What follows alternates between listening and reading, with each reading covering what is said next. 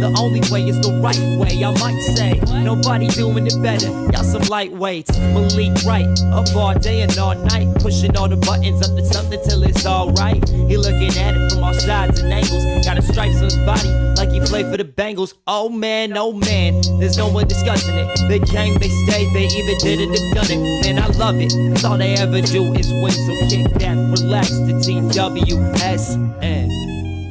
Thank you guys for tuning in to another episode of the Sit Down Morning Show with Malik Wright. I'm your host, Malik Wright, joined as always by my producer, my co-host, Daniel Alameda.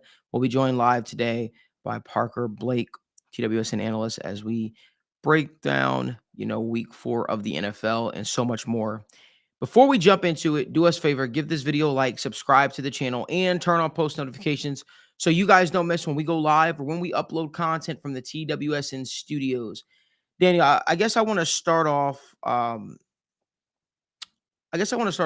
in San Francisco with Christian McCaffrey. There's a lot of interesting news that came out yesterday with him apparently having tendonitis in both of his legs. For a guy that is asked to do so much in San Fran, for a guy that's asked to be the guy in San Francisco, you got to wonder about his long-term future. This isn't just something where it's like, oh, it'll heal and it'll go away. This is something that's probably going to linger. And, him playing a position that's asked to use his legs to such a degree, I don't know if it gets better or if it gets worse. And more importantly, I don't know what the future of a Christian McCaffrey holds in San Francisco. And it's crazy because you could look at that guy, you could say he's at the height of his career right now. He's a focal point of an offense. He's a guy that is able to really put fear in opposing defenders and defensive coordinators out there because they just don't know how to slow that guy down. And, this comes with, obviously, people talking about the Madden curse and all that good stuff. But I really just think it's a running back that's aging at this point. I think it's a guy that's just, really been tasked with so much on his plate, and now it's kind of catching up to him. Danny, what are your thoughts? Yeah, I think all around, you look at Christian McCaffrey, first off, the dude has had an amazing career. It comes down to, and it really is just a running back position. The Derrick Henrys of the world, Malik, they are few and far between. I mean, you look at that dude at what is he, 30-something years old? Mhm. And look at what he's doing right now in this season. And I think a lot of it has to do with just how much wear and tear you put on your bodies. And I think it is the little stuff that respectfully we don't see. It's the hours that you put in. It's your nutrition. It's your diet. It's your sleeping schedule. It's your recovery. It's your training. It's everything in between. And I'm not saying that Christian McCaffrey doesn't do that stuff, but when you are seeing 300 touches a season, that's going to catch up to you at some point. And that's what sucks about Christian McCaffrey, because I did hold the sentiment that they could do it without him. That was my initial reaction, right? You go look at the past history of, the running backs with the San Francisco 49ers. You look at the running backs with that system, like the Mike McDaniels with. Go look at what Devon Achane's doing like right now. Look at what Jalen Wright's doing. Look at where Raheem Mostert's done. Look at what Elijah Mitchell did. Look at all these running backs. A guy like Jordan Mason. Jordan Mason's having serious success with the 49ers, but that doesn't mean that Christian McCaffrey isn't a level above these guys. So what holds, what does his future really hold? I think he's got to at some point see how the season finishes out, see if he plays the season. And if he plays the season, I think that, we will slowly start to see, okay, maybe this offseason he has a lot more time to, figure out, all right, his injury stuff and figure out, okay, maybe he can recover from it. But if the dude doesn't play the season, I think there is going to be a conversation at some point. Hey, maybe it is about retirement, right? And when you discuss TWSN and when you discuss, I'm all over the place. So when you discuss, how his future holds with the 49ers, I think that's what concerns me. You look at, do you want to be a running back that is a backup or a 50-50 guy? Do you want to be a running back that's in a committee, in a 60-40 split, in a 70-30 split? I don't think that that's a McCaffrey type of role. And that's me personally. I think McCaffrey is the guy that, you want to be that 80%. You want to be the guy who is the main focal point of the offense. And quite frankly, I don't see that ever happening again. You look at, what he did last season. Last season was his first real full season healthy since his Carolina days. You go look at the Carolina days. He even had 2 straight seasons with major injuries. So that's what concerns me about Christian McCaffrey. And I think that, he's got to at some point contemplate retirement. It's going to have to happen. But I think that we got to wait and see because there's a lot of unknowns right now. Is he even coming back this season? What are the doctors saying? I mean, you got the Twitter doctors all over and saying, Christian McCaffrey can't play this or Christian McCaffrey can do this. We got to wait and see and figure out, okay, what is the future for McCaffrey? But the 49ers have a lot of questions to answer. And I think that's where my next conversation goes is where do the 49ers go from here, right? This season, they have looked lethargic at times. They just got a big win against the Patriots. But where do you go from here? And I think at some point you have to figure out, all right, what do your weapons look like without McCaffrey? Obviously, Kittle's been hurt, but there's been serious question, guys, about Brandon Ayuk this season. Is Brandon Ayuk a guy where he is a number 1 wide receiver, right? He been on record this past week saying, hey, defenses are playing me different. I'm not used to all this attention. So me and Brock got to work it out. And when you think about it, Brock Purdy and Brandon Ayuk, they didn't practice all offseason. They practiced in the training camp because Ayuk was focusing on his contract situation. So that's what my questions really lie with the 49ers. You even look at a guy like Deebo Samuel. Can he be a number 1 wide receiver? I think all these guys work in tandem. And in my opinion, when one guy is out, especially a guy like Christian McCaffrey, you see a huge major drop off. And we even saw this last year, right? And Gary Jellison made the point, Debo's hurt every year. Yeah. And like I said, you look at last year, their stretch of the games where they went on the road, I believe, and they lost to Minnesota and they lost another game. That's when we are having questions about this team. And it really is when there's one injury, whether it's an Ayuk, whether it's a Debo, whether it's a Christian McCaffrey, because the way that this Kyle Shanahan system rolls and the way this Kyle Shanahan system thrives is really about having all your weapons work in unison, is having your offensive line work in unison. And when your offensive line is a little banged up, when you got, a defense that is, a little bit aging, you are going to have some issues. So that's how I look at the 49ers. And I think the 49ers do have a bright future. And I think that this season they still can turn it around, partially and mainly because the rest of the NFC doesn't look crazy strong. I mean, the Lions look good, but they have chinks in their armor. The Packers look good, but Jordan Love's got to get back healthy. So I think the NFC still is extremely wide open, and it's going to come down to, I hope that he plays because you want everybody at their best. But as of right now, I mean, week 5, it doesn't look too hot. And I hope that, especially if he comes back this season, I need to see Jordan Mason in there 30 to 40% of the time. So Christian McCaffrey, you hope the best for him. The dude, when he's on the field, he is the 49ers offense. And that's something, in my opinion, I wasn't necessarily the biggest fan of, heading into this season. I said, oh, they could do it without him. You could do it with Jordan Mason. You can do it with these other guys. But at this point, without McCaffrey, kind of shows, hey, what's going to supplement that McCaffrey role? And if Debo's not playing great, if, Brandon Ayuk isn't playing like a number 1 wide receiver, you are going to have some issues. So they've got a lot of things to figure out. I think that it starts with your guys, your star players got to play like stars. And that's what it comes down to. Brandon Ayuk, you just got paid that massive contract. You've been playing. It's been looking rough. Drop in week 1, a couple drops last week.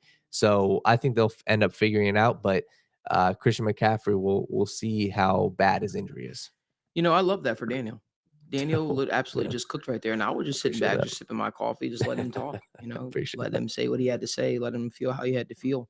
Yeah, I think that at this point, you can't fault a guy for Christian McCaffrey for having so much wear and tear on his body because he's been asked to do so much on a regular basis. Jacqueline Hyde asked a question, are they one of the teams who practice and or have home games on turf? Wondering if there will ever be a return to grass for players' health due to the increased risk. That's a good question. I have no idea. I haven't really looked into that when it comes to the San Francisco 49ers, but maybe that is playing a little bit of a role. But, I also think that the wear and tear, you figure how much he was used in Carolina and how much he's also been used in, San Francisco. It's expected that things could look a little shaky, if you will.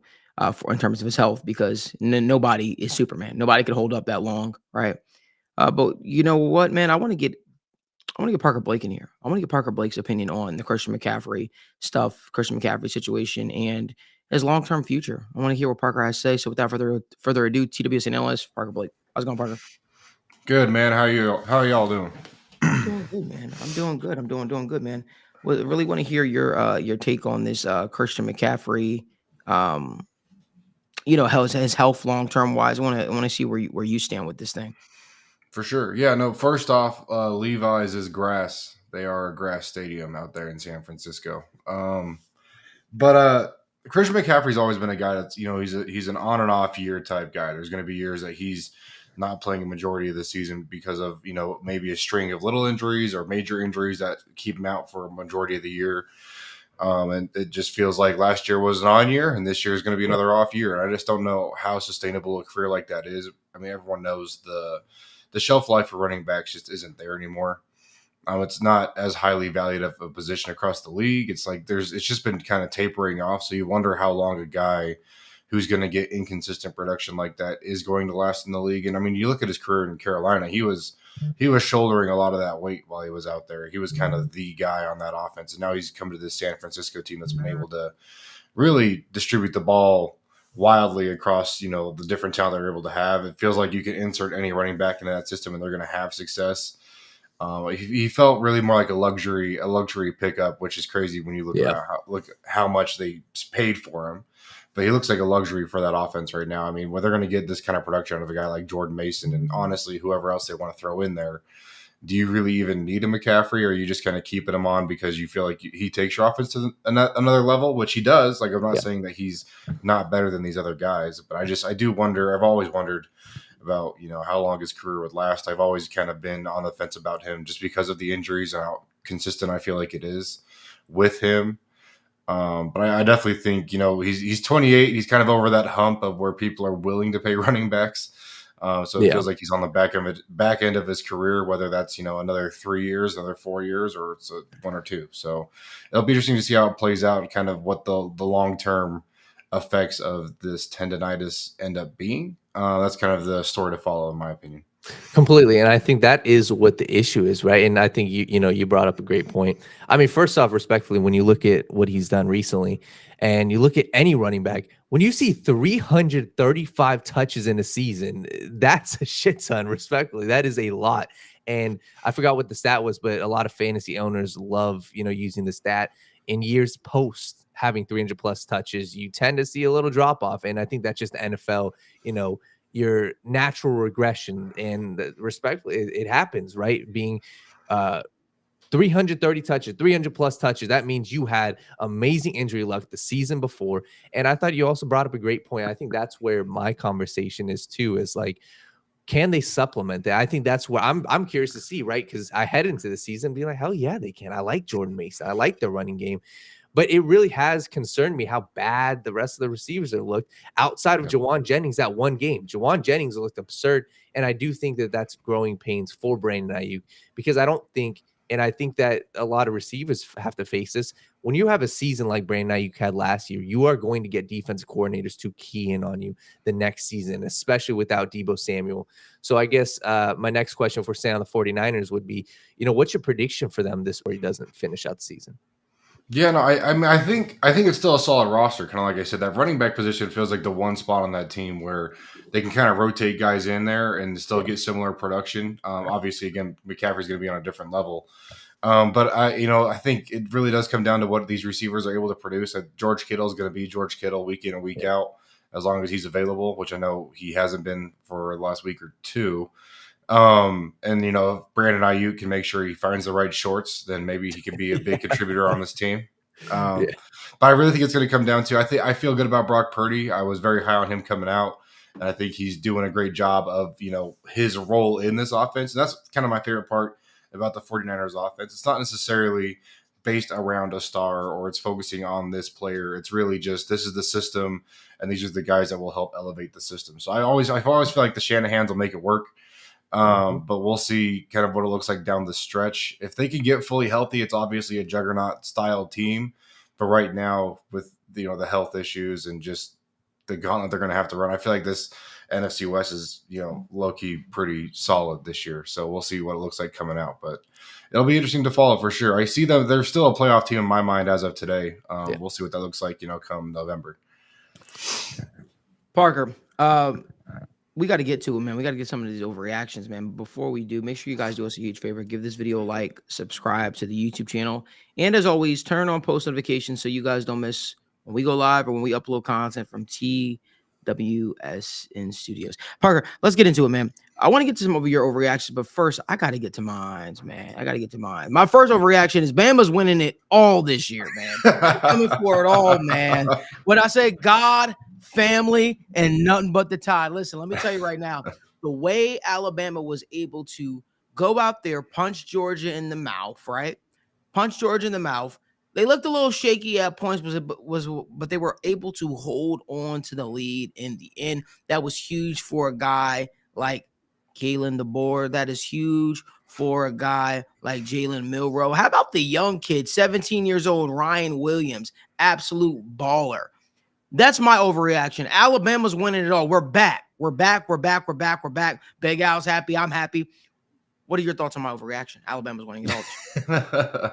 Alabama looks like a force, and DeBoer's been a winner at every level that he's participated at, right? Whether it's NAIA or now he's in a premier P4 conference. Like this guy's just a winner. I think this is a big game to show that he can still do it at the highest level of football in the college world, in my opinion. So, I mean, it was kind of funny, man. I thought Alabama started to run away with it. I think Alabama got bored in the third quarter. They wanted a competitive game. Got to keep the fans interested. They paid a lot of money for those tickets, so they got to let Georgia work it back a little bit. Keep it competitive. But they made sure you knew who was the big dog coming out of that stadium. No. Listen, we did. I had to have a pep talk with these guys at halftime and get these guys going again and let them know, like, we're not going to allow them. We need to play like some dogs and get the dogs up out of here. But Parker, let's go tit for tat here. What is one of your overreactions? Yeah, no. I mean, if you want to stick college football, Boise State's making the playoff, and they're going to win a playoff game this year. I feel confident. This offensive line looks good. Ashton Jeanty behind it's a monster, and it really doesn't matter what their defense needs to be able to do on a game-in, game-out basis because Boise State's going to control the clock. I mean, they're able to get Jeanty just going, and he's putting up consistent production. I mean, you look at a guy like Tatora McMillan out of Arizona. I mean, he had that huge game week 1 or week 0, whenever that was, and he hasn't really done much since. Jeanty's a guy that's been consistently productive. And I mean, he did it to the Ducks, who were supposed to be this premier team, in the Big Ten now. And they're looking borderline. Are they even going to be able to make the playoff right now? So I feel good about Boise State. I'm excited to see them make it in when it comes to January. And for all those that are tuning in right now, this is Parker Blake, TWS, an analyst here. We're going through our overreactions after week 4. Daniel, I got in on the fun. How about you get in on the fun? What is one of your overreactions for week 4 or just from this past weekend?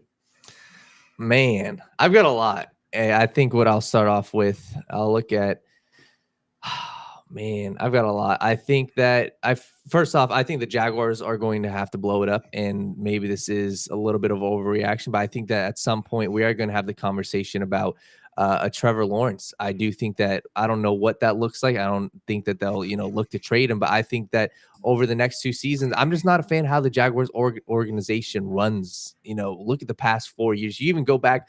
Look at the past 5-6 years. I'm very concerned about this Jaguars team. So my overreaction is Doug Peterson is gone like now, like week 5. He should be gone right now, in my opinion, but he'll be gone after week 5. And I think we will start to have some serious conversations about a Trevor Lawrence. And quite frankly, I don't know if that's necessarily just because of Trevor Lawrence, but I think it's because of everything. And that's one of my consistent trends from something I've definitely learned from starting out my NFL journey a long time ago to now is it really matters about the situation with the quarterbacks. You see your NFL journey? Yeah, like personally, like obviously not me playing. Big member of the league, Daniel. When were you drafted by a team? 20, I think. When were you drafted by a team? When did you sign to a team? When did you get a contract? My NFL journey. My listen, my NFL journey from watching Daniel, NFL, man, I but swear. I think I could play. No, I'm kidding. Play what? Jokes. Slot jokes, wide jokes. receiver? Running back for the 49ers. Get the hell out of here. Well, we actually had a question earlier. Somebody was saying they need Parker to how good are you getting off the blocks? Because the Bengals might need you against the Ravens. So I guess we got a bunch of NFL players in this chat right now. But in all seriousness, no. What I seriously meant though is like something I've continuously learned is as much of quarterbacking is about talent, it's so much about situation. And there's so many times you see a good quarterback flame out with the previous team. You look at Baker Mayfield, and now you look at Sam Darnold. There's been so many examples, and I think that could really be the case with this Jaguars team. I think Trevor Lawrence is a fine quarterback, but in my opinion, I think some shit seriously needs to shake up because this organization is not running the ship right. I got another overreaction for you. Sam Darnold is going to force the Minnesota Vikings' hand at the end of the season to make a decision. I understand they drafted J.J. McCarthy, but if the Minnesota Vikings go out, make the playoffs, all right? They go out, make the playoffs, win a couple of games, hell, win the division. You can't just move off of a guy like Sam Darnold. Yeah. You can't make the same mistake that the Philadelphia Eagles made when Carson Wentz came back, obviously, and Nick Foles was playing at an all-time level. And then they went to Nick Foles back again after he had lost all of his steam, if you will. You can't make that same mistake. You got to go with the hot hand. You got to go with the guy that's winning you games. Hell, it doesn't even hurt a guy like J.J. McCarthy to sit back and actually watch Sam Darnold. And this coming from a guy that believes in J.J. McCarthy. I like J.J. McCarthy a lot, and I think he's going to be a damn good quarterback in the league. But I will say this. I don't know if this success that Sam Darnold is having currently can be replicated just in any other system. Some team is either one or two things going to happen. The Minnesota Vikings are going to sign him long-term, right? And they're going to say, this is going to be our guy, and JJ will sit and learn. Yeah. Or they're going to sign him long-term, franchise tag him, and then trade him to some team that's going to try to make Sam Darnold their franchise quarterback. Let's not forget, Sam Darnold is only 27 years old. He's a young player. He still has a lot of growing to do. This is a resurgence, and it's crazy. A lot of these young quarterbacks who we've written off through the years have started to resurge their career a little bit. A couple of years ago it was Geno Smith. Now it's Sam Darnold. Who's next? Who's next? I have no idea. I have no idea who's next. But I can tell you right now, Sam Darnold is playing like he's the absolute truth right now. This guy's playing with all the confidence in the world. Shout out to Kevin O'Connell. Shout out to the Minnesota Vikings coaching staff. They got this guy believing in himself. They got the Sam Darnold playing like the Sam Darnold we all thought we would get before he went to where all quarterbacks go to die. The New York Football Jets. I don't know. What say you, Parker? I believe in Sam Darnold. I think Sam Darnold should find himself either as a starter for the Minnesota Vikings next year if he keeps this going, or some team, Jaguars, should trade for him and potentially make him their guy. Hey, you got to keep Daniel's team's name out of your mouth with these New York Football I know, Jets, right? Man. You gotta... That is not no, my team, man. No, Minnesota looks like a wagon, man. And I don't know if it's a Sam Darnold thing or if it's a KOC thing. I know there's been even Vikings fans wondering what KOC is doing at points, but Sam Darnold seems to keep the train on the track. And I don't hate the idea because, Sam Darnold is not going to command a lot of money. I do think he'd want to stay in a situation where he's seen success. He's seen a lot of failure around the league. I don't think he's going to be eager to get to somewhere else. So you could probably retain him for pretty cheap and then, write out a few years of this J.J. McCarthy rookie deal before you let Sam Darnold maybe, give him a 3-year deal, take him to 30 and then let him go where he needs to go. I don't think that'd be a bad path. You got a 5th-year option for McCarthy, so you still get 2 years of that rookie money before you have to make a decision on him. I think 2 years is more than enough in this league for a lot of these teams to really evaluate a guy, especially if he's been in the system that long. What's up with the NFC North and we're going to start farming quarterbacks. We're going to get him in the system and let him ride it out and then throw them right in and they're ready to go. Throw them in the oven and bake them a little bit. But this Vikings team is one of my favorite teams in the league right now, man. So I'm all in on Sam Darnold, but I don't think he's going to have similar success elsewhere. But I don't think the Vikings are opposed to letting someone else pay that money. But I do like the idea that you brought up as far as keeping him around almost as a mentor for J.J. McCarthy. And I also think that can be smart because you look at JJ, I just saw the dude is 21 years old. So it's like there is a world where obviously the season, it was looking like, okay, shit, maybe JJ's going to start out this season. And then the injury happens. But I think that this could be a great thing. You go look at so many times this happens and it works. Aaron Rodgers. And this is something that, nowadays it doesn't happen as often, but when it does, Jordan Love, I wasn't on the Jordan Love train, not at all. And then the dude sat 3-4 years. What you got? I've got an idea. I'm sorry, Daniel. I hate to get so dramatic. Let me hear. I just had a bright idea. Holy hell. Excuse me, not holy hell. Sorry, that's wrong. Holy shit. Okay. That's right. Sam Darnold to the Giants.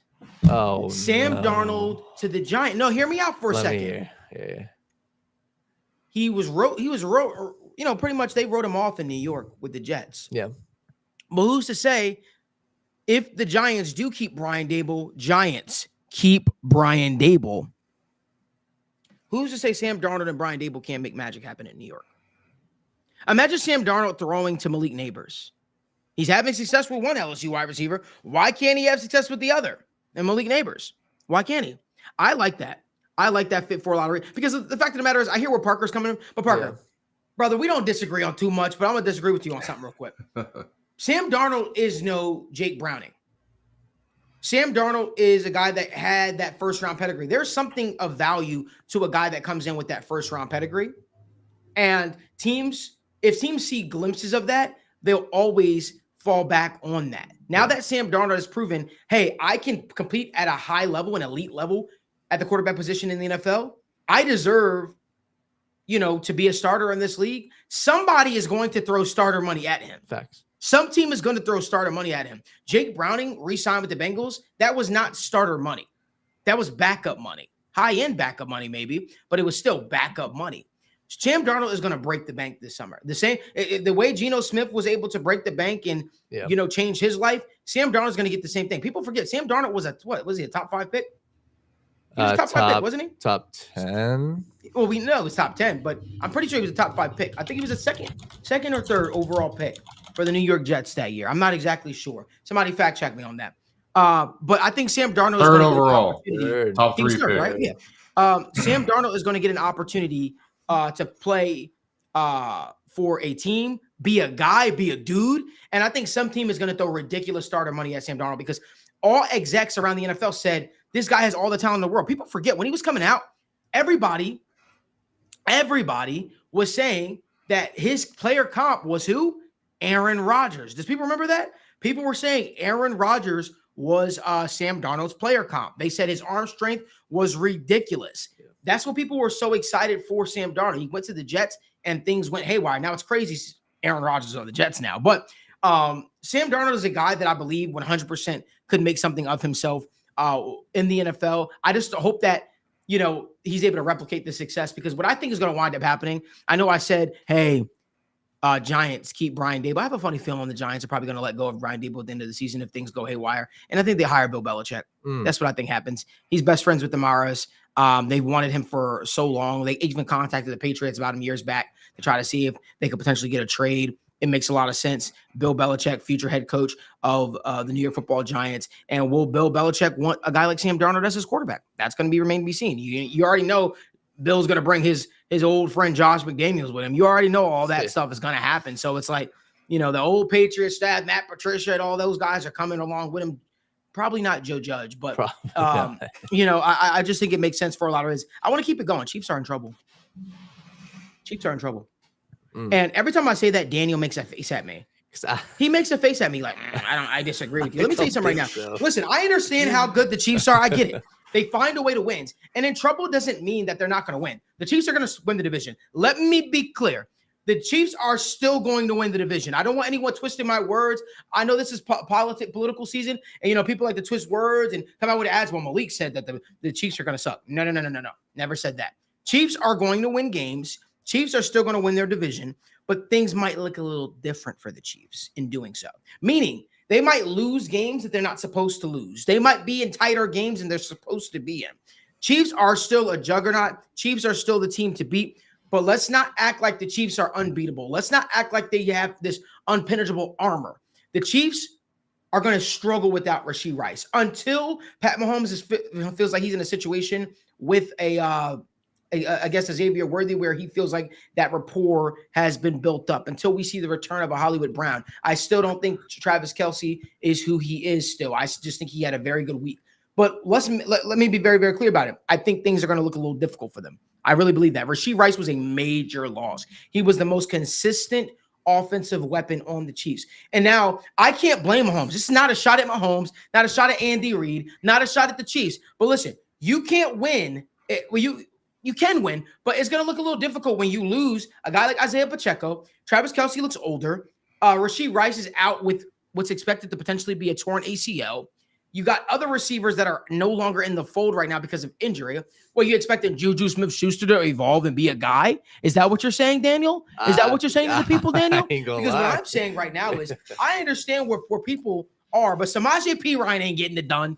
Carson Steele ain't getting it done. I told everybody. I said, listen to me. I said, let me be clear. When Isaiah Pacheco went out, I said this offense is going to struggle. Isaiah Pacheco is more of an engine helping this offense out than people give him credit for. Yeah. That guy runs like a bat out of hell. He runs like he's angry. He forces defenses to respect the run game of the Chiefs. The Chiefs, he's probably one of the better running backs the Chiefs have had in the last couple of years, and credit to the Chiefs for getting it done. But again, at the end of the day, the things are going to look a little different for the Chiefs. The Chiefs are still going to find a way to win. But do not be shocked if the Chiefs drop games that were like, damn, we didn't see them dropping. Or when it gets to the playoffs, if these guys aren't healthy, well, we know Rashee Rice isn't going to be healthy, but if Isaiah Pacheco is still dealing with the hip injury, because that's difficult for a running back to come back from in the same season in which he got hurt. It would not shock me if the Chiefs were not in NOLA this year because they have dealt with so many injuries. Listen, it really does come down to health at the end of the day. It comes down to health at the end of the day. Now, if a team is dumb enough, like my guy Sean Brennan said, if a team is dumb enough to trade a star wide receiver to the Chiefs like an Amari Cooper, I've got nothing. I don't know at that point. Yeah. Then maybe I'm wrong. Maybe I'm sitting up here and I'm like, I'm the idiot of the day. But as it stands right now at 10:37, October 1st, the Chiefs to me are about to struggle. They're going to win games. They're going to win the division, but they're not going to look like the same Chiefs we expect them to look like because this is a lot to ask. Parker, what say you? Yeah, no, it's tough when you're going through the health issues that they are. And that's where I've said for a long time, and I will always say, the Super Bowl winner comes down to who's the healthiest and who's the luckiest. There's a lot of other things that go into that formula, obviously, but at the end of the day, there's a lot of good teams in the league, and it comes down to who can go through that playoff run the healthiest and who can get some of the right bounces throughout the process. And I feel like the Chiefs, they've been known to get the good bounces, and they find ways to win. The great teams in the league find ways to win. Yeah. Even when it doesn't feel like they should or it feels like they're not going to, they always find a way to pull it out. Like that Chargers game just this last week felt like they were, going to kind of roll over and die, and then they came out with a win. So when you have a team that's dedicated enough to just find a gritty way to win every single football game they're going to play in, they're going to come out of the season with a lot of solid quality wins. And I don't disagree that they might drop one or two that they have no business dropping. And I do wonder what this offense looks like when it's really down to just Patrick Mahomes, Travis Kelce, and then if a team can keep the clamps on Xavier Worthy. I think that's really how you stop this offense right now. Their O-line's still good. They got to figure out things at left tackle, what they're going to have going on there. Their right tackle's kind of set, but that's a position they need to upgrade for sure. Yeah. But at the end of the day, I mean, if you get Amari Cooper for cheap, you just keep loading up this receiver room. When we come down the stretch, whether it's the end of this year or coming into next season, this wide receiver core is going to look very impressive if they're able to pull a move like that off. And I mean, all they got to do is call up the Bills. The Bills are more than happy to send them any of the assets they want, so they can just work that relationship. Exactly. But at the end of the day, I do think it's going to be interesting to watch this Chiefs team operate with Travis Kelce, who feels like he already has a foot out the door, just kind of waiting to go get another ring so he can retire. And and then you got a Mahomes. I mean, obviously he's going to run that team, but he's shown that he can do it with less talent. We'll see what he can do this year. So, and has he? Yeah, he has. The Super Bowl against the Bucks when he's bouncing footballs off people's face masks and running for his life. That for sure, but he didn't win. Should have lost. He showed he could do it though. Listen, y'all know I'm on Pat Mahomes' ass like white on rice. Listen, at the end of the day, when it comes to it, I'm going to hold his feet to the fire. I'm not about to be like, oh, my God, Patrick Mahomes, you're so great at everything you do. That's not me. That's not going to be this guy on the show. That's what national media does. That's why we started this goddamn show. No quarterback is safe. I don't care if your name is Joe Burrow. I don't care if your name is Pat Mahomes. I'm going to hold you to the fire.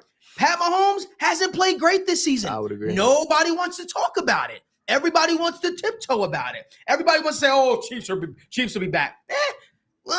Isn't it something, right? Isn't it something funny that, right? Like you think about it.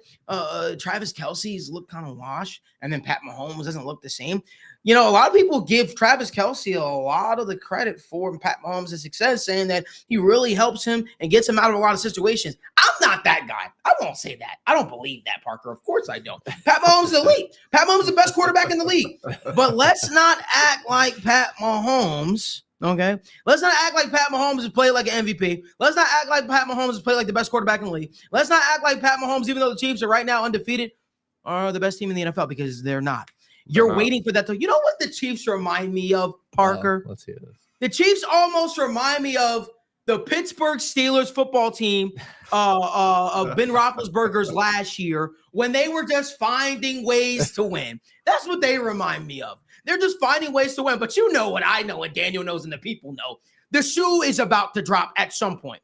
Now, I have a funny feeling the shoe is going to drop in the playoffs. That's what I think. But I hope the Chiefs can keep it going. I want to see the Chiefs in there. I want to see this elite Pat Mahomes. I want to see him truly prove that he is the best quarterback in the league and that he can win with no matter the talent that is around him. Because right now, it feels like the Chiefs are holding on by a thread. It feels like they're holding on by a thread. So, yeah, I'm going to jump on this show, and each and every single week, if Pat Mahomes plays great, I'm going to say great. If he plays bad, I'm going to say, I'm going to be honest with you. I'm not going to just jump on this show and just say, yeah, Pat Mahomes did it again. Well, look at this 50-yard bomb he threw to Xavier. What about the other throws? What about all the other turnover-worthy throws that you've made that defenders just dropped? We talk about Rashee Rice's injury. We do. But can we talk about what happened before the injury? Oh, okay. It was an interception. Yeah. That's a fact. Why do we gatekeep this guy? Why do we not tell the truth? Why do we not be honest? This is what it's about. No, it doesn't matter who you are. Doesn't matter if you are the greatest quarterback in the league. You're not absolved from being held accountable. And Pat Mahomes, nobody else wants to say it. He's not been great this year. Just being honest. Maybe he'll be better soon. Sure. But if you're an elite quarterback, if you're on this God tier, because remember what everybody would say, I would say God, family, nothing but the Tide. Everybody would say, oh, it's Pat Mahomes and then everyone else. I don't believe that. I'm sorry. You want a really hot take that push people buttons? Joe Burrow has played better than Pat Mahomes this entire season so far. Shocker. Sam Darnold has played better than Pat Mahomes this season so far. Yeah. Shocker. But again, this is a guy that people put on God tier, right? When you jump on this show, and guess that's what the media will say, God tier. And then you have me, oh, let's level the playing field. Pat Mahomes is more like this season. And the other quarterbacks are like this. He's just surrounded by a good team. But I'm just going to say it. You might think I'm hating on him, but no, I promise I'm not. Hopefully this show, Chiefs fans might hate me, and I know they do. But hopefully people will respect at the end of the day. I am not going to be biased. I'm not going to be biased. If things suck, I'll say it sucks. If a guy's playing great, I'll say the guy's playing great. No, there's no bias on the show. This won't be a show where we jump on each and every single week and we say, how about the Cowboys, right? No, we're going to talk about every team across the league. And right now, Pat Mahomes and the Chiefs, to me, are hanging on by a thread. But again, I believe Pat Mahomes is elite. I believe Pat Mahomes is the quarterback that Daniel believes that he is, and everybody around the league believes that he is. And guess what, Patrick Mahomes, if you are who they say you are, my friend, you'll step up to the occasion. Doesn't matter who your receivers are, because guess what? They say you're elite. They say you're next up. Ask about Tom Brady. Ask about Tom Brady throwing to guys like Kimbrell Tompkins and still finding a way. Ask about Tom Brady throwing to guys like JoJo LaFell and still finding a way. So again, if you're who they say you are, and it's you and everybody else, show me. Daniel, what say you? I mean, yeah, I think that's fair to say, and that's what I think it comes down to. One of the things and I hope you don't think I'm just this huge Pat Mahomes stan. You are. I'm not. We know you are, Daniel. It's all right. I know why. Why? Let me hear. Wait, no, let me hear. Why? No, why? I can't say that on camera. It's okay. What is that supposed to mean? No, because literally the one thing I was going to say, and I think that's where the media and everybody has it kind of different, is I saw a lot of comments were saying, oh, well, Patrick Mahomes hasn't looked the same. I think this is the same Patrick Mahomes we have seen in the past, right? The interception worthy plays. I mean, you look at the list: Anthony Richardson, Will Levis, and Patrick Mahomes. That's who leads the league in interceptions this year. And it's not a great crop, right? You look at Will Levis, got hurt. Will Levis ain't the greatest quarterback. Anthony Richardson, turnover worthy. Patrick Mahomes has always been that type of guy to go and make these, big plays and make a lot of mistakes, right? A lot of turnover worthy plays. I'm very curious to see. I think that's a great point you brought up. Right now, he's literally got nobody else. You look at his running backs, he's got Kareem Hunt off of the waiver wire. He's got Carson Steele, who just got benched. He's got Xavier Worthy and Travis Kelce, of old wash Travis Kelce. The next couple of weeks is going to show me a lot about Patrick Mahomes. And I think that people should be paying attention to what this Chiefs team has brought up. And I think, and this is where the conversation differs, I don't think the Chiefs really give a shit. And I think that all they care about right now, and it is impressive, it's about the three-peat. And that's what I'm curious, what happens in the playoffs? Because that's what they care about. It is about history for them. And that's why, in my opinion, if Rashee Rice isn't going to come back this season, the Chiefs, I'm almost certain that they're going to go out and trade for a guy, because that's what great organizations do, right? Great organizations see their window, and respectfully, this is a once in a lifetime type of thing for the Chiefs organization. Go out and get the three-peat. And if I'm them, I'm going out and trading. I'm going out and trading for an Amari Cooper or Devontae Adams, because respectfully, if they don't get an Adams, if they don't get a Cooper and Rashee Rice is out, I think they will struggle in the playoffs against the Texans, against the Bengals. And that's where it really comes down to. But I'm very confident that if Rashee Rice doesn't come back, I'm confident this Chiefs team will make a trade for one of those guys. Please don't. And that's what concerns me. No, here's what I'll say. I see people saying, I see my guy saying, Sean, it's great content as usual, but you are a biased Bengals fan. But that's okay. Nick is a Chiefs homer. Lean into it. By the way, Pat is going for a third in a row, three-peat over MVP. Sean, I'm going to make a bold prediction on this show right now. If Patrick Mahomes and the Kansas City Chiefs three-peat this season, I will come on the show with a Pat Mahomes' jersey on. I promise I will come with a Pat Mahomes jersey on. I will literally do the Chiefs chant the whole 9 yards. Hell, I'll probably even go out and get a wig. That's my bet to you. And Sean, I'll also Venmo you $100 if I'm wrong. All right. I'm willing to bet you the Kansas City Chiefs don't three-peat this year. I'm not seeing what everybody else is seeing. I'm not drinking the Kool-Aid. I don't feel the same aura around this Chiefs team that everybody else is feeling. For me right now, it's holding on by a thread. And I cannot wait until January, until February, when I can jump on this show and I can say, I hate to say I told you so, but who am I kidding? I love to say I told you so. The Chiefs are not going to three-peat this year. The Chiefs are not going to the Super Bowl this year. The Chiefs are not that team that everybody expects them to be. But guess what? I'm looking forward to it. And that's what makes this thing awesome. We can have this conversation. Daniel talking about, three-peat. Listen, no. Listen, none of that's happening. None of it's happening. The point none of it's happening. Listen, the point I have to make, and this is what it keeps coming back to. Well, they got Pat Mahomes. I remember, trust me, and we both remember, I remember the feeling of watching that Super Bowl. I remember the feeling of watching that playoff run. Malik, I was saying the same thing. They looked shitty at points last year. They looked shitty at points 2 years ago. And that's what concerns me. Last year's Super Bowl, that was probably the most sick I've ever been. And that's coming from a thing of like, how the hell did they do it again? How did they get through the Bills? How did they get through the 49ers? And that's what concerns me. But I'm with you. I don't think that they make the Super Bowl. I don't think that they three-peat. But the issue is, like, they're going to be in the dance, and it's going to take a team to knock them off that has done it before. And that's where I think it comes down to be honest. I think it comes down to, do the Texans or the Bengals do it? And Texans ain't doing that. So it's Texans aren't doing that. Then we got don't one even mention baby. the Texans in the same name as the Bengals. Don't do that. Well, I don't think that's. They haven't even done think anything in the fair. playoffs. I'm also, But I don't think that's fair to say that. I think it's fair to say you sat up here. You sat up here and you praised the Houston Texans. You talk all about this, and I told you they're 2-2 right now. I told you that's fine. Actually, they might be 3-1. I don't give a damn what they are. But what I do know is I can tell you this right now. What? That team got too big for his bridges, and too many people. They got started, what? Hold on for a second. They got too big for his bridges. Too many people got out there and they started praising this Houston Texans team, crowning them when they ain't did diddly squat. The same way people sat up here and said Anthony Richardson could be an MVP type of candidate. And guess what? The dude's already injured again. Like for me, it's like we come into the season with all of these ridiculous statements. Not you saying, I'm just saying in general.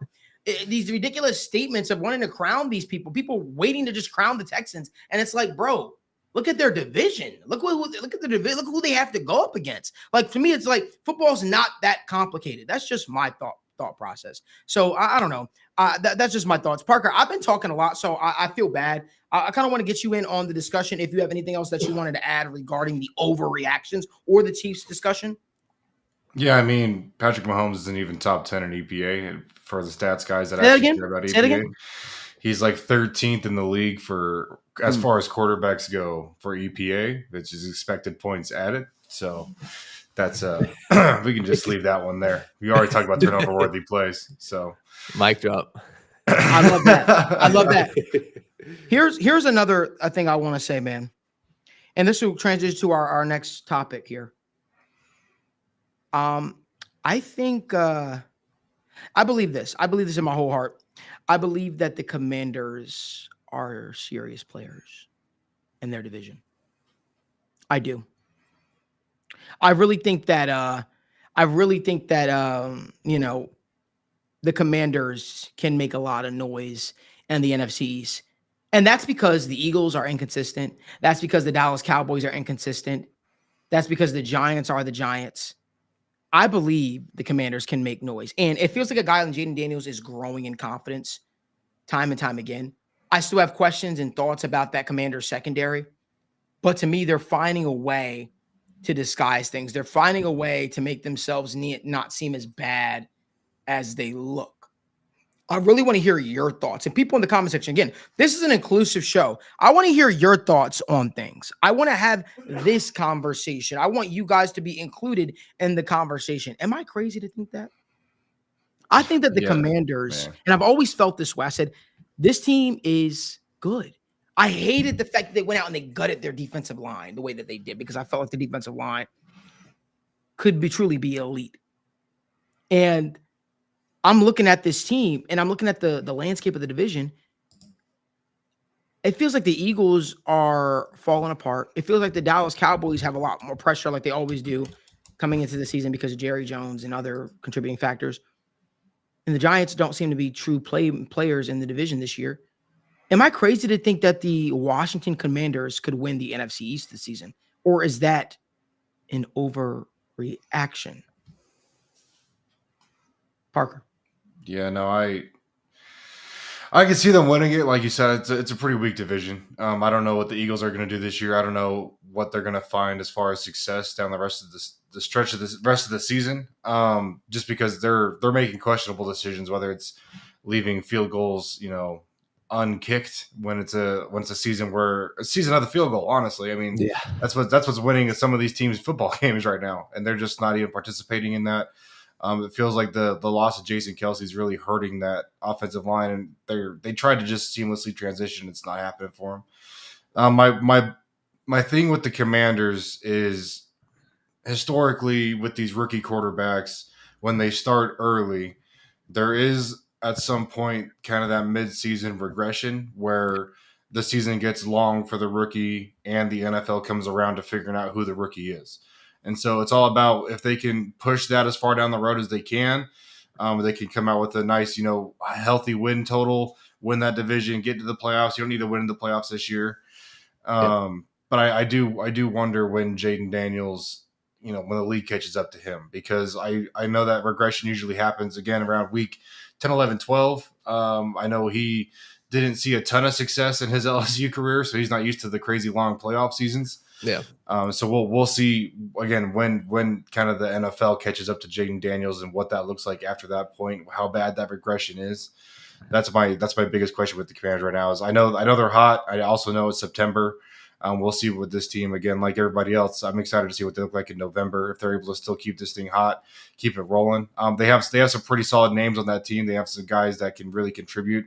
Like I've brought up a couple times over the last couple weeks, it's this Commanders team ended up getting built to save a guy a job until like the end of the year. They still have a really good interior defensive line. And I think in a run-heavy NFL, that's going to take you a long ways. They have an exciting rookie quarterback. Scary Terry McScorin, is always going to be that guy. But we'll see. We'll see what they look like down the stretch. Yeah, I'm with you. I think that when you look at the Commanders, and that's actually a great point that you brought up about the quarterback rookie wall. I mean, when you think about it, what college is 12, 13, 14 games, and then you At got the to go most, yeah. at most, and then now you got to go play 16, 17, and then you got to go into the playoffs. So I'm with you, and I think that this team, especially on offense, like besides they got McLaurin, which is nice, and they got Brian Robinson, but I do think that even at times this offense, they have really been grateful to have Jaden McDaniels play exceptional football. That's what he's played. He has played exceptional football. He has played non-turnover worthy football.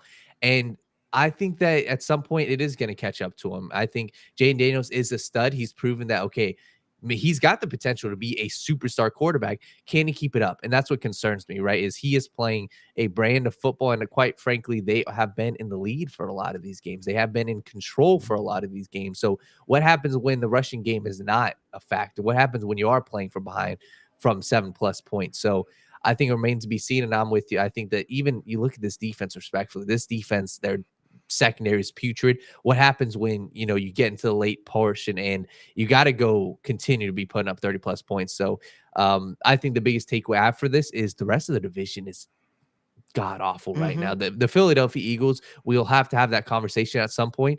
Jalen Hurts without a Adam or without a Brown, without a Devontae Smith, it looks slow. And that's what even last week, many times Jalen Hurts missing throws. So I've got a lot of questions about the Eagles. I've got a lot of questions about the Cowboys, and obviously the Giants are very up and down. So Commanders could come out and shock and win the division. I think at most, we see 10 wins by them though. Yeah, I think the Commanders are better than people give them credit for. Do us a favor. I completely forgot. We're enjoying the conversation so much. Make sure you guys do us a favor. Give this video a like, subscribe to the YouTube channel, turn on post notifications so you guys don't miss when we go live or when we upload content from the TWSN studios. We have content coming out each and every single day. Tomorrow, there is no morning show because 7 p.m. is State of the Jungle with me and the boys as we go live. Park, we got to have you on the show at some point in time. But me and the boys be going live talking all things Cincinnati Bengals, and then we'll be back Thursday morning for the sit-down morning show. But want to keep the conversation rolling. Can we take the Bills serious? Can we take the Buffalo Bills serious? When everybody was out here grandstanding for the Buffalo Bills, and they were like, oh, the Buffalo Bills are playing so elite this year. The Buffalo Bills are doing this, doing that. You know what I said to everybody? Relax. You want to know why? Because the Bills, I feel like, do this quite often. The only thing that was different is Josh Allen wasn't turning the ball over. He was really playing at an elite level. But I said to them, hey, I need to see this Bills team up against a true contender, a true problem in the AFC or the NFC. I need to see it before I am ready to sit up here and crown them. And the Bills, like clockwork, did what they always do. Went up against Lamar Jackson and the Ravens. And you know what happened? They got punched in the mouth. They got punched in the mouth in a big way. They couldn't stop the run. The Ravens exploited them in a big way. And I guess to answer that question, y'all can take the Buffalo Bills seriously. Me, it ain't going to happen. Not ready to do that. Not going to do that. Because you know what? I've seen this story time and time again. I've been up here saying, wow, I think this is the Bills' year. At the end of the day, like, they did try to make it a game with the Ravens, and they did do better down the stretch. But to come out there so flat-footed, to get punched in the mouth, I expected more. And I agree with you, Gary. The Bills don't have the receiving corps that they had before. I know a lot of people wanted to hype up things, right? I wish that people hyped up this show the way that they hyped up Keon Coleman's, relax. Keon Coleman Relax. is standing on. Relax. He's standing on the Bills. Oh, he's the guy. He's next up. Never said he's the guy. I didn't say you were. No. I didn't say you. But I'm just being honest. I wish people hyped up this show the way they hyped up Keon Coleman's, standing with the Bills and what he would do. Interesting. Man, listen, at the end of the day, I don't believe in the Buffalo Bills. I like Josh Allen as a quarterback. He is fun to watch. He's great to watch. But when it comes down to winning football, when it matters most, that's something that guy's allergic to. Daniel, what say you? I don't think he's allergic to winning football games. I think that their team and I'm sorry, winning football games that actually matter. The Ravens game is a game that matters, right? That's a team in the AFC. Because could you imagine down the stretch, it could come down to the Bills and the Ravens and a potential seeding in the playoffs. And because the Bills came out, got punched in the mouth against the Baltimore Ravens and looked completely unprepared and discombobulated, that's what happened. To me, that's something, I would classify this as an overreaction have we not had seen this time and time again. How many times have we seen the Bills look like world beaters and then they run into the Chiefs and they lose, or they run into the Bengals and they get absolutely stomped on, or they run into the Ravens and this happens? Like, we've seen this time and time again. That's my point. Like, when it comes down to the Bills actually taking that next step as a team and finally advancing in, this is what happens. Yeah. No, I'm with you. I'm with you on that. Like, I think that the Bills, the next step for them isn't necessarily winning football games. It's not even making the playoffs. It's you got to get to the Super Bowl. That's the next step for them. And quite frankly, the next step is beating a Bengals/Chiefs in the playoffs. And will they do it? I'm with you. I don't think that this team is the team to do it. I think that what we've seen from them is what we've seen from them in the past. Josh Allen plays at an MVP caliber level. They win a ton of games in the regular season. They look good from stretches. And somehow, some way in the playoffs, they lose. That was the same case last year. What, 7 straight wins? It started off the season. We were like, oh, shit, Bills, it's over. Sean McDermott, you're out. They rattle off 7 straight wins. They get deep into the playoffs, and they're favorites in the game, and they go and quite possibly blow that game against the Chiefs at home. I think that's the story with the Bills, and that quite possibly, I don't really think that there's much to talk about with this team. I think that they are going to see Allen is going to be a top 3 MVP candidate. Hell, the dude could win MVP this year. It ain't going to matter in the playoffs. And that's what it comes down to. I think that this team isn't necessarily built to win in the playoffs, especially you look at, and I think that this past game was a very good indication of what this team is. They got punched in the mouth, and you look at their safeties, you look at the rest of their defense, no Matt Milano. It looks slow for the Bills when it comes to playoff time, but I think that they'll win the division. They'll win 10+ games, but playoffs, it's going to. So basically what you're saying is they'll do exactly what they've been doing the last couple of seasons. I don't think that this team is any different. Yeah, we totally agree. Okay. Parker, what are your thoughts? Yeah, no, I'm not going to believe in a single Bills team until I see a year of Josh Allen not, being the turnover monster that he is. Yeah. I expect some serious at this point. I mean, through 4 games, he's been pretty clean still. I know he's got the fumble to his record right now, but I think, there's going to be some serious regression for him. And that's usually how it goes. I was listening to a show the other day, and they were talking about how, he goes through stretches where 3, 4, 5 games where he can look really clean. And then he'll come out and he'll have a 4 turnover worthy play game. He'll have a game with 3 interceptions. He'll have a game with 2 or 3 fumble. Like he's gonna have one of these big, disastrous games. And I don't know how people expected me to believe in the Buffalo Bills after, seeing what they've done with Josh Allen. And you wanted me to come in and believe, we beat the Cardinals, we beat the Dolphins, we beat the Jaguars. Oh, this team's legit. Like I don't know how you think that builds your resume. And then you're going to come out, you got to at least be competitive with the Ravens who have had their own struggles this season. And you come out and you just get thumped. Like, I don't understand. That's a good I've word. never understood the preseason hype for the Bills. I'll never understand the in-season hype for the Bills. They are the same team they always have been. And that's just the fact of the matter. And so I don't see Josh Allen having a consistent enough season performing like this to go win an MVP type award.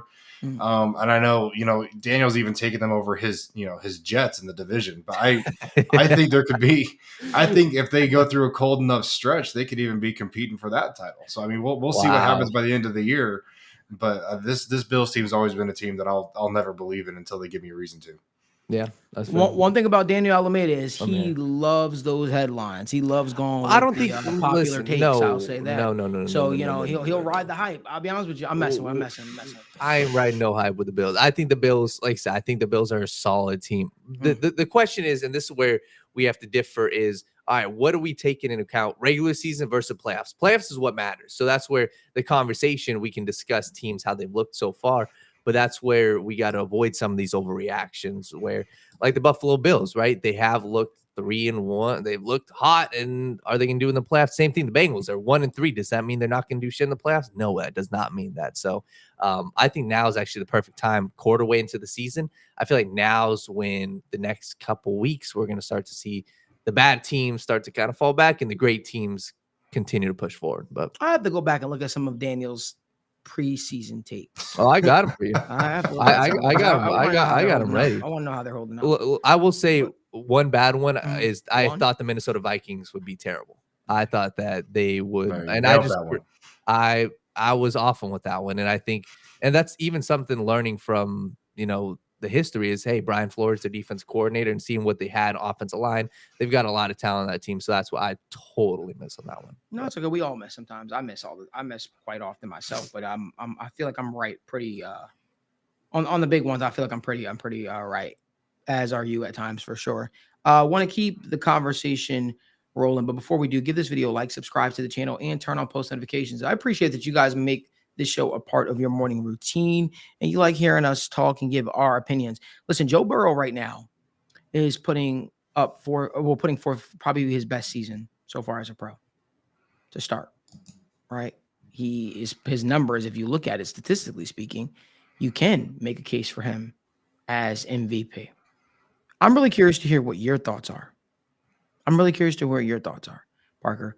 Do you think that Joe Burrow could find himself in the MVP conversation at the end of the season? Do you feel like if this Bengals football team could turn this thing around, Joe Burrow could be looking at the league MVP award maybe?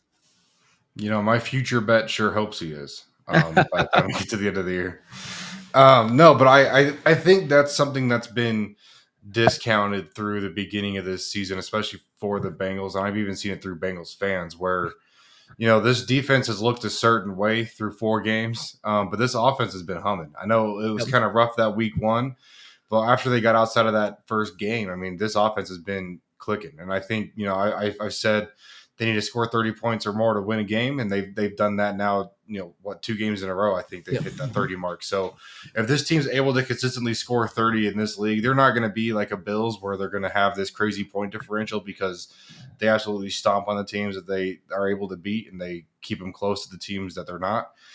Zach Taylor is just a guy that's going to keep it conservative. They get that, couple score lead, and that's something that, as Bengals fans, I think we just have to live with. But at the end of the day, I don't think it shines negatively on Joe Burrow. Joe Burrow has been, hammering teams as he's been starting to heat up. And I think if he can get hot early and then keep that going throughout the year, opposed to, having these shaky first half starts and then finishing out the season strong, I mean, we could see another season. They've done it in the past where they go on a 10+ game win streak going into the playoffs and then get hot and ride it through the playoffs. That's what this Bengals team can do.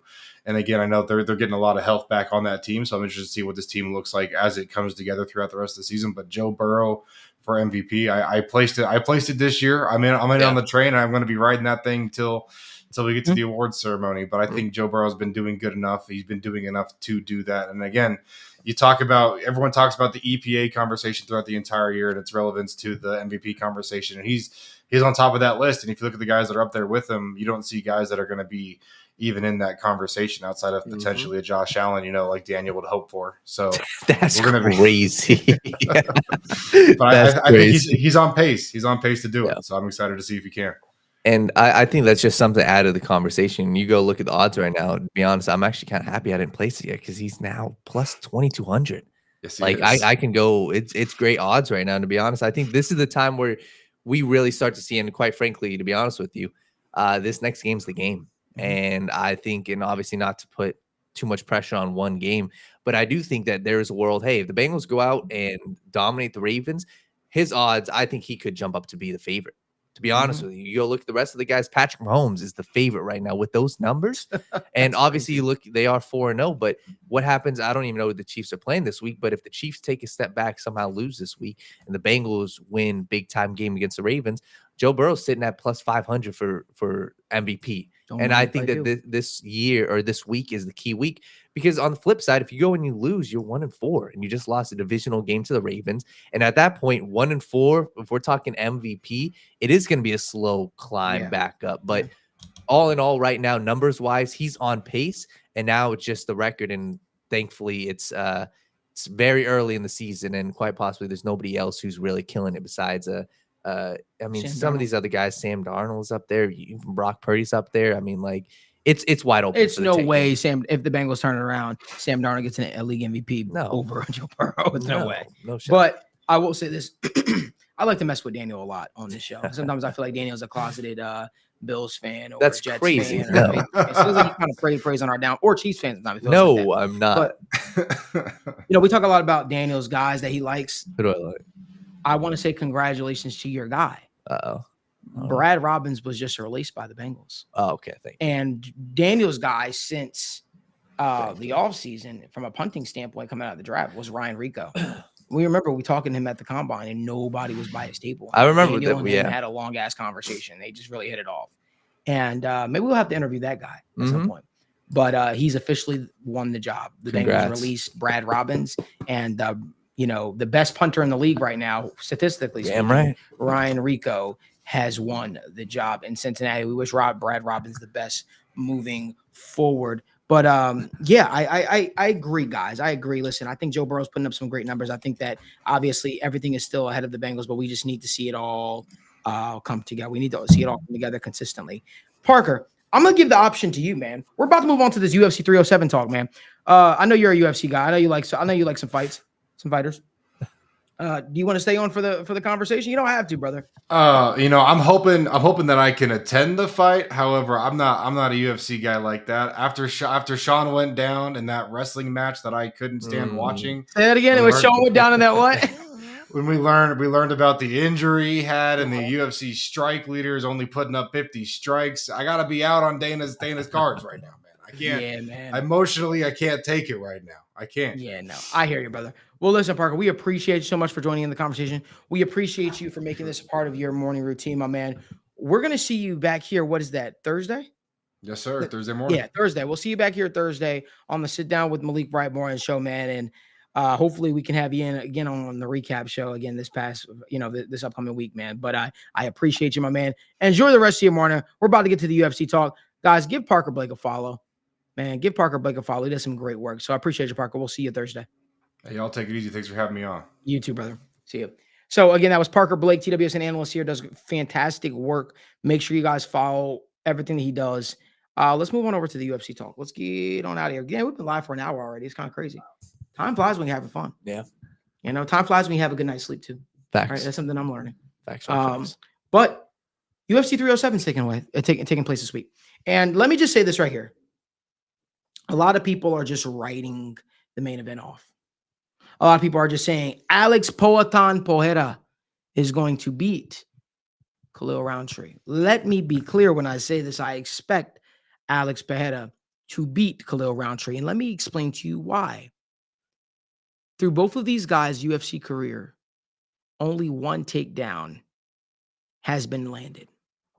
And I believe that was by Alex Pereira. Meaning both of these guys don't shoot for takedowns. Both of these guys like to stand and bang. Both of these guys like to really trust in their striking. Let me be very, very clear when I say this. Khalil Roundtree has already stated he has no plans to take Alex Pereira down. He has every intention on standing with Alex Pereira. If I am the coach of Khalil Roundtree, I would look at him and I would say, you're stupid. I would look at him and I would say, do you have a death wish? I would look at him and say, do you know what you're in for? Because you're not just going up against a guy who probably has the nastiest left hook. You're going up against a guy that truly has devastating finishing power. And his ability to finish most of the guys that he's in there with is downright impressive. I think Alex Pereira knocks out Khalil Roundtree. I think Khalil Roundtree is making a mistake. And maybe he's still going in there lying and saying, maybe I'll become a wrestler more of this fight. But you should definitely try to change up angles, change up the picture on a guy like Alex Pereira if you expect to win. I think Alex Pereira gets Khalil Roundtree out of here within 2 rounds. That's my prediction. Alex Poatan Pereira beats Khalil Roundtree. Danny, what are your thoughts? Yeah, I don't think that, and this is where I'm very curious to see. You look at the UFC, the only real shot, is if Pereira takes him lightly. And a lot of times in the UFC, that is when these guys do end up winning, is when a fighter takes a guy lightly, when a fighter sees the fighting odds and says, oh shit, I'm a huge favorite. Like this dude, I got this dude in the bag. And I think that would be his real shot. But besides that, listen, respectfully, I think these two guys are on different tiers. I think Pereira has been a dominating champ at without the UFC. And I think he's been a dominating force in the UFC. And I think that he's just got so many different ways to win. And quite possibly, I think he's one of, if not the greatest fighter right now in the UFC. And that's where it comes down to. I think these two are on different levels. And when I look at how a Pereira, wins this fight, I think Pereira just can pick him apart. I think that's how he typically fights. And his past couple fights, he has, gotten these guys out of there. He got Jiri out of there quite early in the fight, but he typically starts the fight slow. And that's something even he was saying. Went back and rewatched, the UFC embedded, and Pereira was like, that's how fights start. I start my fight slow. It's, you progress, you get warmed up in the fight. And I think that he's got so many different ways to win. So I look at this, I think Pereira comes out and cleans Roger. I agree. And I just wanted to, I appreciate Jacqueline Hyde. Appreciate you in the comment section. If you guys can give this video a like, please, and subscribe to the channel. We don't do super chats or anything like that. We just ask that you guys just simply give this video a like. We've got a lot of people watching right now, close to, we had way over 100 for the most part of the video. If you guys just give this video a like, we greatly appreciate your support. We greatly appreciate you guys making us part of your morning routine. Daniel, there's also another fight taking place this weekend that I kind of want to get to. Raquel Pennington is taking on Juliana Pena. Juliana Pena is finally returning. Let me be clear when I say this. I think Juliana Pena beats Raquel Pennington. I do. And I have a theory. And I want this to be clipped too, possibly, because I want to go back and see if I'm right. UFC is very, very strategic in everything that they do. Very strategic in everything that they do. And they try to leave no qualms about what they're trying to plan for the future. So let me be clear about this, what I think the UFC is going to try and do. So Juliana Pena is taking on Raquel Pennington for the women's bantamweight championship. The women's bantamweight division was pretty much dead until Amanda Nunes revived it. Amanda Nunes was supposed to beat Juliana Pena their first meeting. And then she was supposed to then fight Kayla Harrison, who the UFC was planning to sign long term. Kayla and Amanda had this weird beef going on, training at the same gym. And essentially, Amanda wound up leaving her gym. Amanda loses to Juliana Pena, obviously. And then that created a whole cycle in itself. They fight again for the second time. Amanda Nunes wins. Then you see Amanda Nunes supposed to fight Juliana Pena again for a third time, right? Juliana Pena was supposed to fight Amanda Nunes for a third time. Juliana Pena wind up pulling out of the fight. So the UFC booked Irene Aldana versus Amanda Nunes. Amanda beats her, and Amanda retired. But it was a loose retirement. It was, maybe I'll come back in the future. So Amanda hasn't been fighting. Amanda's been living her life as a mom with her wife, and now Kayla Harrison is in the UFC. And Kayla Harrison has been dominating in the UFC so far. So listen to me very, very closely. The UFC has a plan in place. Juliana Pena is now taking on Raquel Pennington, who won the belt because it was vacated against Mayra Bueno Silva, right? Raquel Pennington beats Mayra Bueno Silva. Raquel Pennington is going to fight Juliana Pena. What's going to happen is Raquel Pennington is going to lose to Juliana Pena on Saturday night. Kayla Harrison is also fighting on this card against Caitlin Vieira. Kayla Harrison is going to beat Caitlin Vieira. The UFC is going to make Juliana Pena versus Kayla Harrison. Kayla Harrison is going to beat Juliana Pena, become the bantamweight champion, and I guarantee you Amanda Nunes returns to fight Kayla Harrison for the belt. That's what the UFC is going for. That's what the UFC is going to do. And if they fight, I'm telling y'all right now, Kayla Harrison is going to dog walk Amanda Nunes. That's my opinion. Daniel, what are your thoughts on my theory? Yeah, I think it makes a lot of sense. I mean, Kayla should first off dog walk her opponent this week. This is a matchup made in heaven for her. I think she goes out there, makes quick work, and I'm with you. I think that it has all the linings for it, right? You got Kayla Harrison versus Nunes, and that's the fight to make. That's the massive women's fight to make, and I think that it's all the storylines, right? In order for somebody to take control of the UFC, in order for somebody to draw a big audience like Amanda Nunes, you got to leave first. And it's almost like an Izzy, what he did this past time. He was hoping to leave the UFC and then get the people waiting. And then when you come back, you're apparently a bigger star than ever. I think this is the same thing. Malik, I'm with you. I agree. I think that is the fight to make. And I see no real issues with that, because if Harrison takes care of business, I mean, she's 17-1. If she takes care of business this week, and then she is going to be next for the title, she's likely going to win that title, because I don't think Pennington or Juliana, I don't think either of them are superstars. It's going to be very hard for Amanda Nunes to turn away that fight. Yeah, with Amanda Kayla Nunes Harrison. wants that fight. That's a fight that gets Amanda Nunes out of bed in the morning. That's a fight that gets her going and gets her excited. And that's a fight that the UFC always wanted to make. And Amanda said she wanted to retire and heal some injuries. So we'll be getting a fresh Amanda Nunes. But the only downside is she's going to be going up against an absolute monster and a girl like Kayla Harrison. We also get the return for the second time of Jose Aldo versus Mario Batista. This is a good fight. Let me be clear, though. Jose Aldo is just going to be a little too much for Mario Batista. Jose Aldo retired. I felt like he retired prematurely. I felt like he still had a lot more to give. Mario Batista is going to be a damn good fighter. He obviously trains with the former bantamweight champion and Sugar Sean O'Malley. But Jose Aldo is on an impressive run right now. It would not shock me if we see Jose Aldo in a title picture soon here again. The guy always fought the top competition. He always fought some of the top 5. But this is probably one of my favorite cards of the year, to be honest with you guys. There's so many great fights. You got Roman Dolidze taking on a guy like Big Mouth Kevin Holland. I don't know where I'm leaning in that fight. I think Kevin Holland should put him out personally. You got Joaquin Buckley taking on Stephen Wonderboy Thompson. Wonderboy is going to probably get beat this fight. Although I do think that he could pose some challenges to Joaquin Buckley on the feet, but I just think that Joaquin Buckley's power and the way he just overly proposes his will on you is going to be a little too much. Here's a sneaky fight nobody's talking about, Daniel. Cesar Almeida is fighting Uriel Patera. Remember I told you what I told you a couple weeks? Cesar Almeida, who fought and beat Alex Pereira in kickboxing years ago, is training with Alex Pereira for this fight. Cesar Almeida, a lot like Alex Pereira, both have devastating left hands.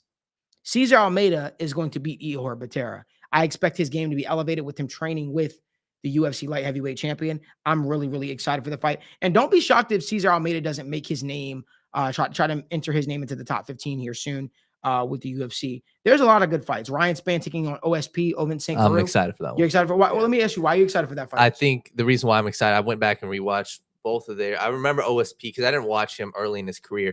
OSP, his past couple fights, I mean, he's just been hanging on by a thread. And I remember watching his last fight, and I think I bet against him actually. And I was like, okay, he looks good, but I think Ryan Spann is a whole different beast than the dudes he's been fighting.